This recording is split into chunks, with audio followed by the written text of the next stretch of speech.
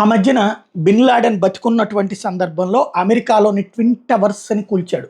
విమానంలో ఉన్నటువంటి విమానాల్ని హైజాక్ చేసి ప్రయాణికులతో సహా తీసుకెళ్ళి ఆ పైలట్లు ఎవరైతే తీవ్రవాద భావజాలం కలిగినటువంటి వాళ్ళతో తీసుకెళ్ళి గుద్దిచ్చేసి చంపేయడం. ఆ రోజున అందులో ఉన్న ప్రయాణికులతో పాటుగా ఆ టవర్స్ కిందన వందలాది మంది కాదు వేలాది మంది. ఆ విషయాన్ని ఎంత అన్నది ఈ రోజు వరకు బయటపెట్టలేదు. ఆ తర్వాత జరిగినటువంటి అతిపెద్ద ఇన్సిడెంట్ అనాలేమో, ఎందుకు జరిగిందో తెలియదు. తాజాగా న్యూయార్క్లో జరిగినటువంటి ఘటన సంచలనం సృష్టిస్తోంది. Major explosion Bronx high rise లో, అంటే హై రైజ్ అంటే భారీ కన్స్ట్రక్షన్ దగ్గర జరిగింది. మేజర్ ఎక్స్ప్లోజన్ జరిగింది. అనేక మంది రెసిడెంట్స్ పరుగులు పెట్టాల్సి వచ్చింది. కొంతమంది ప్రాణాలు కోల్పోయారని చెప్తున్నారు. దాంట్లో ఉన్నటువంటి విండోస్లో నుంచి దూకేసినటువంటి సంఘటనలు చోటు చేసుకుని ఇది కాస్త సంచలనం సృష్టిస్తున్నటువంటి అంశం.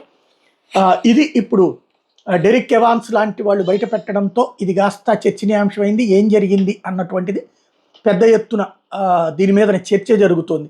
అమెరికాలో అతిపెద్దదైనటువంటి పేలుడు సంఘటన అన్నది.